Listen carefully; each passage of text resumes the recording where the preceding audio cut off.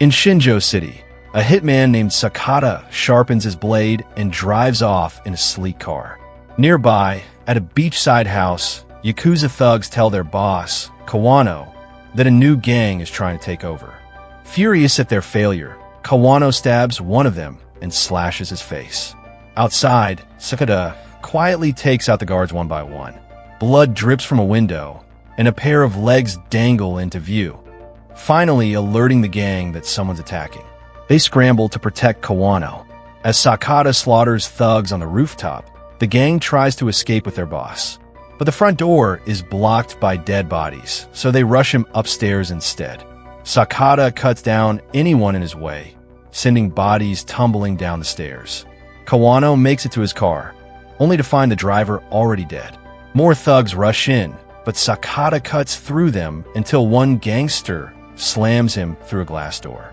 A brutal hand-to-hand fight breaks out. When the thug tries to stab him, Sakata chops off his hand and leaves him bleeding on the floor. Then he goes to Kawano's bedroom and uses a thug's body as a shield against Kawano's shots. A terrified Kawano tries to escape through the balcony, but Sakata quickly catches up and finally kills him. When a thug tries to shoot Sakata by surprise, he's killed first by Sakata's handler Fujita. On their way out, Fujita pays Sakata for this mission and asks him not to retire, but Sakata refuses because his family is his priority now. All this is seen by someone in the shadows. Afterward, Sakata goes home to his wife Aoi and his daughter Ryo and takes a shower before dinner. While Sakata is changing, he hears his family screaming and finds some men wearing demon masks surrounding his family. They thank Sakata for getting rid of Kawano's gang, because now their group, called the Kaimengumi, can control the city. When one of the men grabs Ryo, Sakata tackles him and gets ready to shoot him, but he freezes when another thug shoots something on the table. Then the man starts beating Sakata up on the floor. Ryo begs the guy not to hurt her father, so Aoi rushes to get her out of the way before begging for mercy in tears. Tired of her crying, a man shoots her in the head. A furious Sakata tells Ryo to run before he attacks the strangers, but a man shoots the girl. While Sakata has a breakdown, the gang leader says that there's a demon in the city that possesses someone once every 50 years, causing them to go on a killing spree. The Kaimengumi's duty is to protect the city from such demon, but Sakata still promises to kill them all one day. The men say they'll wait for that day before shooting Sakata too. Soon the police find the family and assume Sakata shot Ryo and Aoi before self-deleting. 12 years later, Mayor Sunohara is talking to the press, explaining how he transformed Shinjo City from a dangerous crime-infested area into a beautiful place of progress. He also announces that they'll be opening an integrated resort with a theater, shopping, and casino. A journalist named Kamiyama tries to ask about all the people who have gone missing and been killed in the last decade, including the leader of the group opposing the resort construction. But Sunohara says it's all factless rumors. In the meantime, Sakata has been living in a vegetative state in a medical prison. When his sentence is finally over, Fujita comes to pick him up and takes him to an apartment in the slums, proving that the city isn't doing as great as propaganda says. Days start to pass and Sakata is taken care of by Fujita's relative Raj, who bathes him, feeds him, and takes him on walks.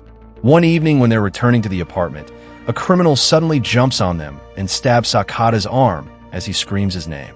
It turns out this is the thug whose hand Sakata cut off years ago, and he wants revenge, but Sakata still doesn't react.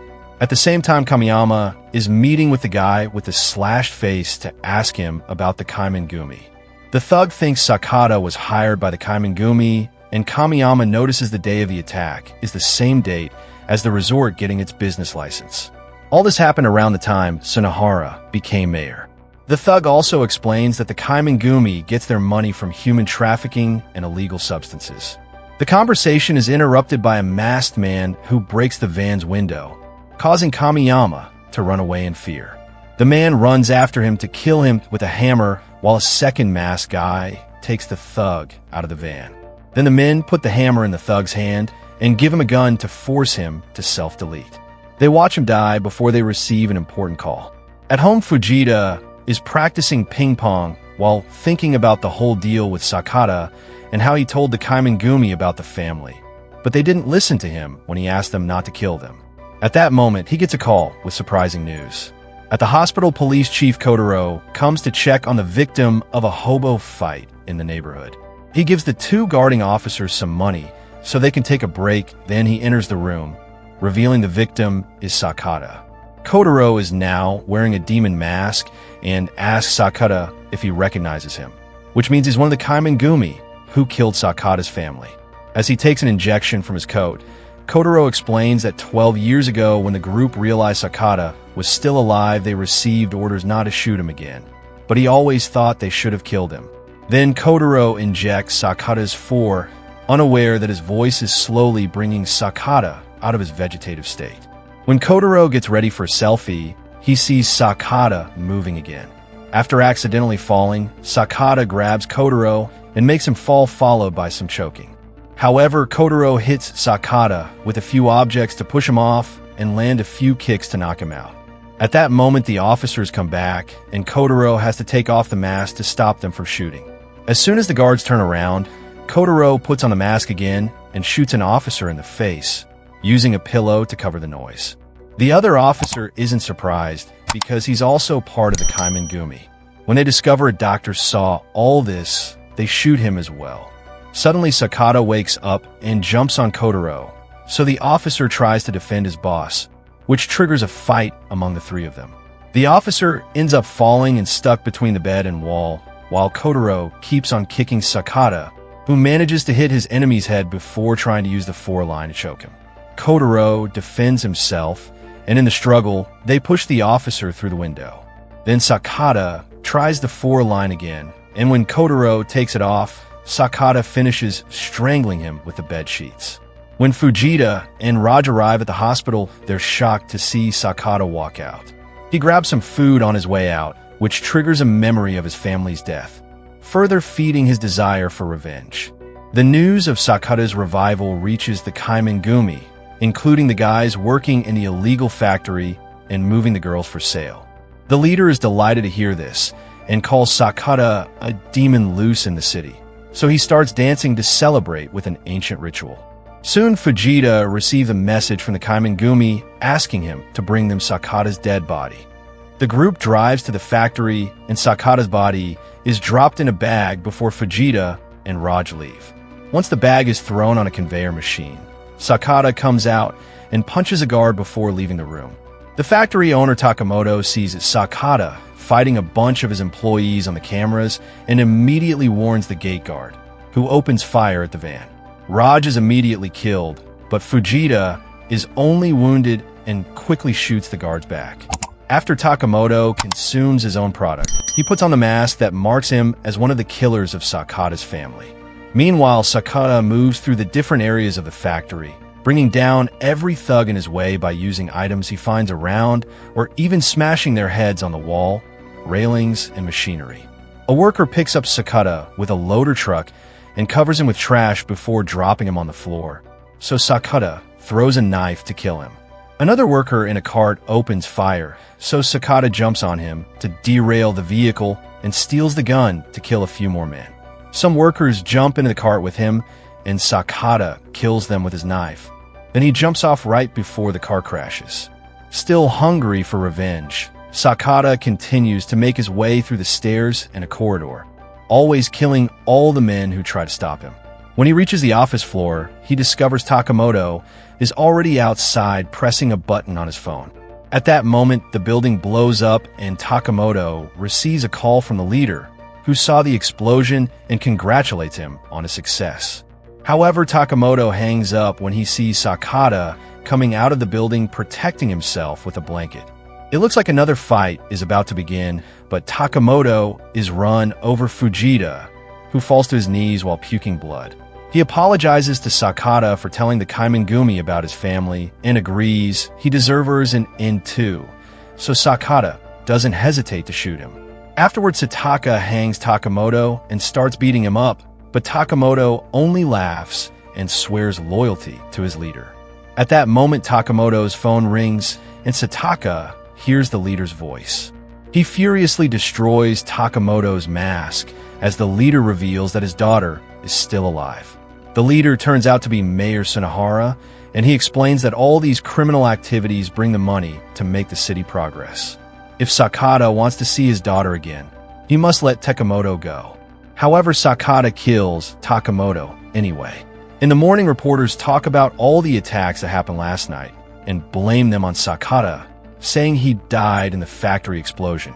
Meanwhile, Ryo is now a teenager being watched by Kanta, another one of the masked men. He's in charge of the Kaimangumi's human trafficking business and likes to stare at Ryo in inappropriate ways. Sunahara calls him and orders him to find Sakata, who has been hiding since the incident. In a humble neighborhood, police officer Takigawa returns to his apartment and notices the window was opened before being startled by Sakata. It turns out that many years ago, Sakata saved Takigawa's life, and since then the officer has been passing him information. Takigawa shows Sakata a video of the Kaimangumi killing the CEO of security company. He also has the finger of the victim. Now that company handles the security at the new resort. After stealing Takigawa's gun, Sakata goes to the security company headquarters and kills thugs on every floor until he finds a small living space. While Ryo hides behind a couch, Sakata finds a board full of pictures of his daughter with Kanta posing as her father. At that moment, Kanta comes in and the men immediately start a fight. While Ryo uses the chance to run away, Sakata overpowers Kanta and starts throwing him against the furniture all over the room. Kanta retaliates by hitting Sakata with a table before trying to shoot him, but Sakata dodges and starts fighting him for the gun. When Kanta hits him with a decoration to bring him down, he also insults him, and Sakata finally realizes this is the guy that killed his wife. The gun is jammed, so Sakata is about to end this, but suddenly Ryo comes back and calls Kanta father before shooting Sakata with her school bow. Sakata is too shocked to dodge, and the arrow hits him in the chest before Kanta pushes him through the window. Kanta then looks out and discovers Sakata is escaping in a car. It turns out Takigawa is driving Sakata around and takes him to a safe spot where he can remove the arrow and take care of the wound. At that moment, Takigawa gets a call from Sunahara, who saw him on the cameras and asks him to pass the phone to Sakata. Then Sunahara tells Sakata that if he wants to see Ryo again, he must come to the resort. Without caring about his wound, Sakata drives to his hideout to grab his old blade and fancy car. Meanwhile, Ryo is locked up in a room at the resort. There are guards on every floor and every corner with plenty of weapons.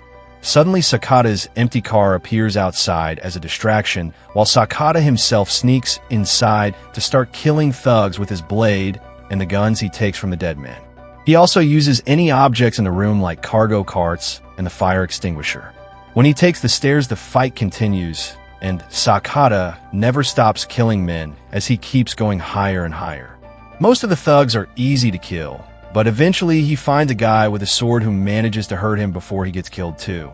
Pushing through the pain, Sakata keeps going until he encounters Kanta. The men fight again, and at first it seems their skills are on the same level.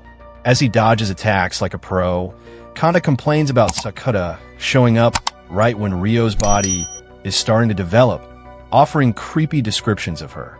Kanta is about to stab Sakata, but he stops the blade and only gets a scar on his cheek. Then Sakata steals the blade and stabs Kanta's eye before hitting him in the head to knock him out. More thugs come after him, so by the time Sakata makes it to the last floor, he's exhausted. When he enters a room, he's shocked to find Ryo, who doesn't recognize him. This distraction allows the last masked man, named Jin, to knock Sakata out. Moments later, Sakata is taken to Sunahara, who tells Ryo about the legend of the city demon. Sunahara wants Sakata to become that demon and gets his sword ready to kill Ryo, only for Takigawa to burst in with open fire.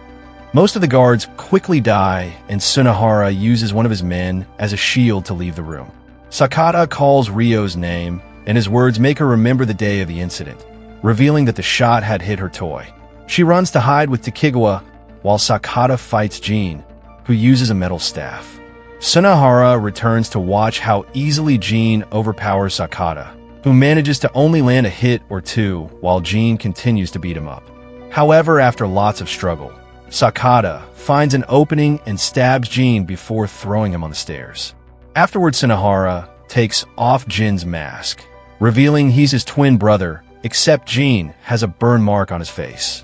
A flashback shows how they were kept apart as kids at first, but once they met, Jean would do anything for Sunahara, even kill.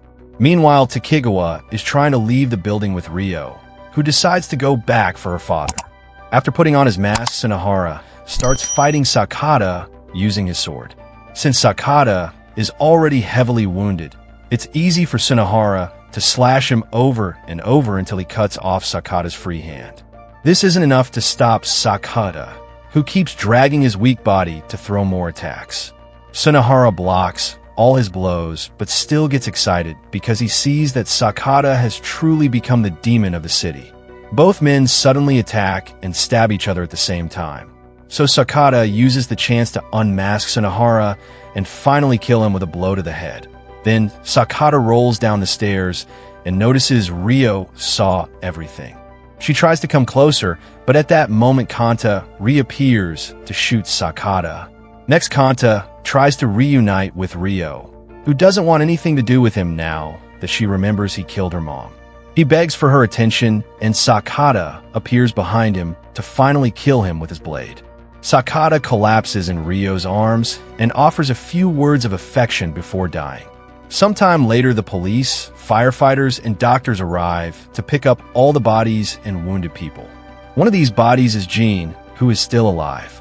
Ryo is told to wait in the ambulance, but while everyone is distracted, she runs away. A year later, Jean is pretending to be his brother and wins the elections by getting sympathy for his scar.